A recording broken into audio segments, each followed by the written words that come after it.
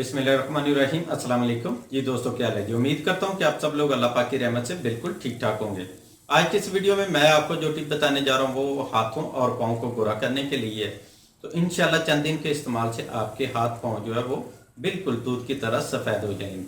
तो इसके लिए जो चीज़ें हमें चाहिए उनमें नंबर 1 पे चाहिए हमें समुद्री नमक 2 चम्मच, नारियल का तेल 2 चम्मच, विटामिन ई के कैप्सूल 2 अदद। अब इन तीनों को आपने अच्छी तरह मिक्स कर लेना और मिक्स करने के बाद 3 मिनट तक अपने हाथ पाँव पे इसका मसाज करें और 3 मिनट के बाद आप नीम गर्म पानी से वॉश कर लें। तो इंशाल्लाह चंद दिन के इस्तेमाल से आपके हाथ पाँव जो है वो गोरे हो जाएंगे।